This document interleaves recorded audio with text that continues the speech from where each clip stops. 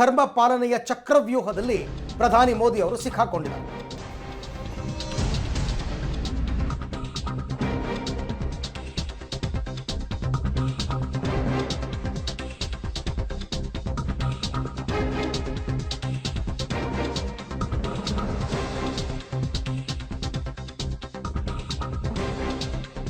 ಮೈತ್ರಿ ಧರ್ಮ ಚಕ್ರವ್ಯೂಹದಲ್ಲಿ ನರೇಂದ್ರ ಮೋದಿ ಅವರು ಸಿಕ್ಕಾಕೊಂಡಿದ್ದಾರೆ. ಯಾಕೆಂದ್ರೆ ಅವರಿಗೆ ಬಹುಮತ ಇಲ್ಲ. 10 ವರ್ಷಗಳ ಬಳಿಕ ಸಮ್ಮಿಶ್ರ ಸರ್ಕಾರದ ಸುಳಿಯಲ್ಲಿ ಸಿಲುಕಿದ್ದಾರೆ ಮೋದಿ. 3.0 ಆಳ್ವಿಕೆಗೂ ಮುನ್ನ ಡಿಮ್ಯಾಂಡ್ ಅಂತೆ NDA ಅಂಗಪಕ್ಷಗಳಿಂದ ಸಚಿವ ಸ್ಥಾನಕ್ಕಾಗಿ ಬೇಡಿಕೆ. ನಾನಾಗಲೇ ಹೇಳಿದಂತೆ ಈ ಟೈಮಲ್ಲಿ ಸಿಕ್ಕದಷ್ಟು ತಗೊಳ್ಳೋಣ ಅಂತ TDP JDU ಸೊ ಇವರೆಲ್ಲರೂ ಕೂಡ ಈಗ ಡಿಮ್ಯಾಂಡ್ಗಳನ್ನು ಇಡ್ತಾ ಇದ್ದಾರೆ. ನಮಗಿಷ್ಟು ಮಂತ್ರಿ ಸ್ಥಾನ ಬೇಕು, ನಮಗೆ ಈ ಸ್ಥಾನ ಬೇಕು, ನಮಗೆ ಇಂಥ ಖಾತೆನೇ ಬೇಕು, ಹೀಗೆಲ್ಲ ಅವರು ಕೇಳ್ತಾ ಇದ್ದಾರೆ. ಸೊ ಸಹಜವಾಗಿ ಪ್ರಬಲ ಖಾತೆಗಳಿಗೆ ಮೈತ್ರಿ ಪಕ್ಷಗಳು ಬೇಡಿಕೆ ಇಟ್ಟಿವೆ. ಯಾವ್ಯಾವ ಪಕ್ಷದವರು ಏನೇನು ಬೇಡಿಕೆ ಇಟ್ಟಿದ್ದಾರೆ ಅಂತಕ್ಕಂಥದ್ದನ್ನು ನೋಡೋದಾದರೆ ಮೊದಲಿಗೆ TDP ಅವ್ರನ್ನ ನೋಡ್ಬೋಣ. TDP ಡಿಮ್ಯಾಂಡ್ ನಂಬರ್ 1 ಸ್ಪೀಕರ್ ಹುದ್ದೆ ಕೊಡಬೇಕು ಅಂತ. ಯಾಕೆಂದರೆ ಸೆಕೆಂಡ್ ಲಾರ್ಜೆಸ್ಟ್ ಪಾರ್ಟಿ NDAನಲ್ಲಿ ಇರ್ತಕ್ಕಂಥದ್ದು ಇವರೇನೆ, 16 ಸೀಟು. ಹಾಗಾಗಿ ನಮಗೆ ಸ್ಪೀಕರ್ ಹುದ್ದೆ ಕೊಡಿ ಅಂತ ಕೇಳಿದ್ದಾರೆ.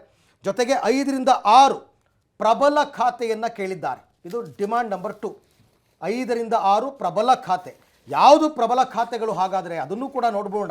ಅವರಿಗೆ ಗ್ರಾಮೀಣ ಅಭಿವೃದ್ಧಿ ಬೇಕಂತೆ, ಆರೋಗ್ಯ ಇಲಾಖೆ ಬೇಕಂತೆ, IT-BT ಬೇಕು, ಭೂ ಸಾರಿಗೆ ಖಾತೆ ಬೇಕು, ಹೀಗೆಲ್ಲ ಡಿಮ್ಯಾಂಡ್ಗಳನ್ನು ಇಟ್ಟಿದ್ದಾರೆ ಚಂದ್ರಬಾಬು ನಾಯ್ಡು ಅವರು. ಅಂದರೆ ಅದೆಲ್ಲ ಇವತ್ತು ಮಾತುಕತೆ ಆಗುತ್ತೆ. ಇವಾಗ ಇದೆಲ್ಲ ಮಾತುಕತೆ ಆಗಿ ಎಲ್ಲ ಸರ್ವಸಮ್ಮತ ಒಪ್ಪಿಗೆ ಆದಮೇಲೆ ತಾನೇ ಎಲ್ಲರೂ ಕೂಡ ಬೆಂಬಲ ಪತ್ರಗಳನ್ನು ಕೊಡೋದು.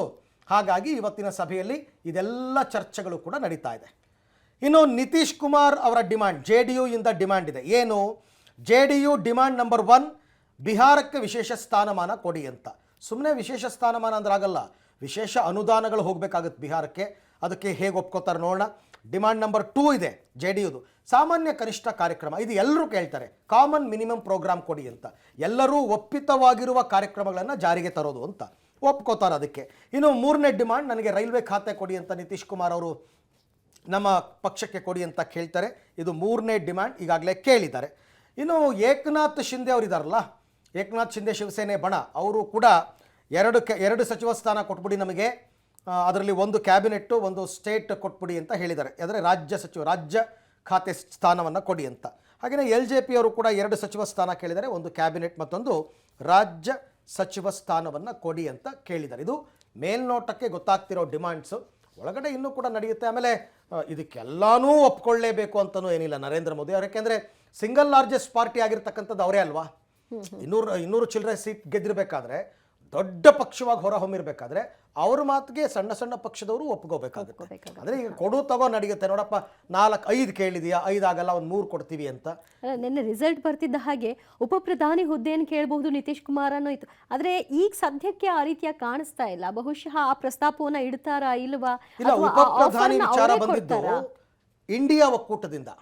ಇಂಡಿಯಾ ಒಕ್ಕೂಟದವರು ನೀವು ಮತ್ತೆ ನಮ್ಮ ಪಕ್ಷ ನಮ್ಮ ಇದಕ್ಕೆ ಬನ್ನಿ, ಒಕ್ಕೂಟಕ್ಕೆ ಬನ್ನಿ, ನಿಮ್ಮನ್ನ ಉಪ ಪ್ರಧಾನಿ ಮಾಡ್ತೀವಿ ಅಂತ ಹೇಳಿದ್ರು ಅಂತ. ಬಟ್ NDAನಲ್ಲಿ ಆ ಥರದ್ದು ಏನೂ ಚರ್ಚೆಗಳಾಗಿಲ್ಲ. ಆಮೇಲೆ ಅದು ತುಂಬ ವಿಚಾರಗಳಿದೆ. ಅವ್ರಿಗೇನಾದರೂ ನಾವು ಉಪ ಪ್ರಧಾನಿ ಮಾಡಿದ್ರೆ ಅವರು CM ಸ್ಥಾನಕ್ಕೆ ರಾಜೀನಾಮೆ ಕೊಡಬೇಕು, CM ಸ್ಥಾನಕ್ಕೆ RJDನ ಯಾದವ್ ಅವ್ರನ್ನ ಕರ್ಕೊಂಡು ಬಂದು ನಿಲ್ಲಿಸಬೇಕು, ಅವರ ಪಕ್ಷದ ಅವಸಾನ ಆಗ್ಬಿಡುತ್ತೆ ಬಿಹಾರದಲ್ಲಿ.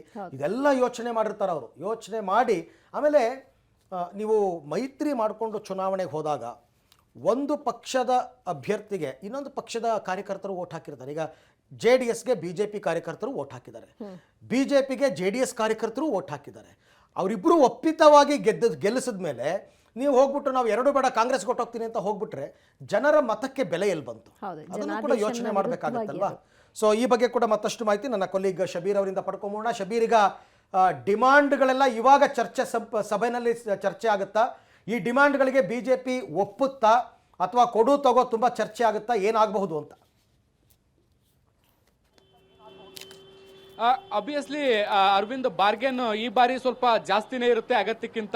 ಯಾಕೆ ಅಂದ್ರೆ BJPಗೆ ಈ ಬಾರಿ ಬಹುಮತ ಬರದೇ ಇರುವಂತ ಹಿನ್ನೆಲೆಯಲ್ಲಿ ಅದರಲ್ಲಿರುವಂತ ಮೈತ್ರಿ ಪಕ್ಷಗಳು ಹೆಚ್ಚಿನ ಬಾರ್ಗೇನ್ ಮಾಡುವಂತ ಸಾಧ್ಯತೆಗಳನ್ನ ನಾವು ನಿರೀಕ್ಷೆ ಮಾಡಬಹುದು. ಅದರಲ್ಲೂ ಕೂಡ ಮುಖ್ಯವಾಗಿ TDP ಮತ್ತೆ JDU ಪ್ರಮುಖ ಪಾತ್ರವನ್ನು ನಿಭಾಯಿಸ್ತಾ ಇರುವಂತಹ ಹಿನ್ನೆಲೆಯಲ್ಲಿ ಹೆಚ್ಚಿನ ಸಚಿವ ಸ್ಥಾನವನ್ನು ಕೇಳುವಂತದ್ದು ಕೂಡ ಈಗಾಗಲೇ ಗೊತ್ತಾಗ್ತಾ ಇರುವಂತದ್ದು. ಮುಖ್ಯವಾಗಿ TDP ವಿಚಾರಕ್ಕೆ ಬಂದ್ರೆ ಸುಮಾರು 5 ರಿಂದ 6 ಮಂತ್ರಿ ಸ್ಥಾನಗಳನ್ನು ಕೊಡಬೇಕು. ಅದರಲ್ಲಿ 2 ಕ್ಯಾಬಿನೆಟ್ ದರ್ಜೆ, 3 ಕನಿಷ್ಠ MOSಗಳಿರಬೇಕು ಅನ್ನುವಂಥ ಡಿಮಾಂಡ್ ಇಟ್ಟಿದೆ. ಅದ್ರ ಜೊತೆಗೆ ಒಂದು ಸ್ಪೀಕರ್ ಸ್ಥಾನವನ್ನು ಕೂಡ ಕೊಡಬೇಕು ಅನ್ನುವಂಥ ನಿಟ್ಟಿನಲ್ಲಿ ಮನವಿಯನ್ನ ಮಾಡಿದೆ ಅನ್ನುವಂಥ ಮಾಹಿತಿಗಳು ಬರ್ತಾ ಇದೆ. ಇದ್ರ ಜೊತೆಗೆ ಜೆಡಿಯು ಕೂಡ 3 ಮಂತ್ರಿ ಸ್ಥಾನವನ್ನು ಕೇಳಿದೆ ಅನ್ನುವಂತಹ ಮಾಹಿತಿಗಳಿದಾವೆ. ಇದ್ರ ಜೊತೆಗೆ ಬೇರೆ ಬೇರೆ ಕೆಲವು ಪಕ್ಷಗಳು ಕೂಡ 2 ಸಚಿವ ಸ್ಥಾನಗಳನ್ನು ಕೊಡಬೇಕು ಅನ್ನುವಂಥ ನಿಟ್ಟಿನಲ್ಲಿ ತಮ್ಮ ಆಗ್ರಹಗಳನ್ನ ಇಟ್ಕೊಂಡಿದೆ. ಇದನ್ನ ಬಿಜೆಪಿ ಹೇಗೆ ನಿಭಾಯಿಸುತ್ತೆ ಅನ್ನುವಂಥದ್ದನ್ನ ಸದ್ಯಕ್ಕೆ ಕಾದು ನೋಡಬೇಕು. ಯಾಕೆ ಅಂದ್ರೆ ಎಲ್ಲರನ್ನೂ ಕೂಡ ವಿಶ್ವಾಸಕ್ಕೆ ತೆಗೆದುಕೊಂಡು ಸಮತೋಲನವಾಗಿ ತೆಗೆದುಕೊಂಡು ಹೋಗಬೇಕಾಗಿರುವಂತ ಹಿನ್ನೆಲೆಯಲ್ಲಿ ನರೇಂದ್ರ ಮೋದಿ ಅವರು ಈ ಒಂದು ಪರಿಸ್ಥಿತಿಯನ್ನು ಹೇಗೆ ನಿಭಾಯಿಸ್ತಾರೆ ಅನ್ನುವಂಥದ್ದು. ಯಾಕಂದ್ರೆ ಅವರು ಈವರೆಗೂ ಕೂಡ ಈ ಹಿಂದೆ ಸಿಎಂ ಆದಂತ ಸಂದರ್ಭದಲ್ಲೂ ಕಳೆದ 2 ಬಾರಿ PM ಆದಂತ ಸಂದರ್ಭದಲ್ಲೂ ಕೂಡ ಅವ್ರು ಯಾವತ್ತೂ ಕೂಡ ಮೈತ್ರಿ ಸರ್ಕಾರಗಳನ್ನ ರಚನೆ ಮಾಡಿರಲಿಲ್ಲ. ಒಕ್ಕೂಟ ವ್ಯವಸ್ಥೆಯಲ್ಲಿ ಇದ್ರೂ ಕೂಡ ಮೈತ್ರಿ ಸರ್ಕಾರ ಮಾಡುವಂತ ಅನಿವಾರ್ಯತೆಗಳು ಬಂದಿರಲಿಲ್ಲ.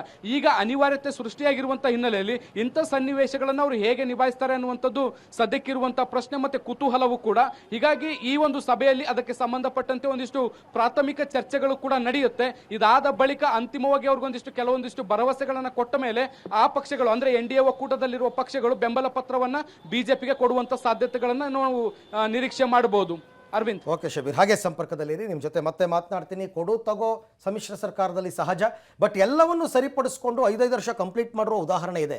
91ರಲ್ಲಿ PV ನರಸಿಂಹರಾವ್ 5 ವರ್ಷ ಕಂಪ್ಲೀಟ್ ಮಾಡಿದ್ರು, ಯಾರಿಗೂ ಬಹುಮತ ಇರಲಿಲ್ಲ. ಅಟಲ್ ಬಿಹಾರಿ ವಾಜಪೇಯಿ ಬಹುಮತ ಇರಲಿಲ್ಲ, 5 ವರ್ಷ ಕಂಪ್ಲೀಟ್ ಮಾಡಿದ್ರು. ಅಷ್ಟೇ ಯಾಕೆ UPA 1 UPA 2ನಲ್ಲೂ ಯಾರಿಗೂ ಬಹುಮತ ಇರಲಿಲ್ಲ. ಮನಮೋಹನ್ ಸಿಂಗ್ ಅವರು 10 ವರ್ಷ ಕಂಪ್ಲೀಟ್ ಮಾಡಿದ್ರು. ಸೊ ಹಾಗಾಗಿ ಆರಂಭದಲ್ಲಿ ಇರುತ್ತೆ ಇವೆಲ್ಲವೂ ಕೂಡ. ಆಮೇಲೆ ಒಂದು ಸರ್ತಿ ಸ್ಟ್ರೀಮ್ ಲೈನ್ಗೆ ಬಂದ್ಬಿಟ್ರೆ ಸರ್ಕಾರ ಅದ್ರ ಪಾಡ್ಗೆ ಅದು ನಡ್ಕೊಂಡು ಹೋಗ್ಬಿಡುತ್ತೆ.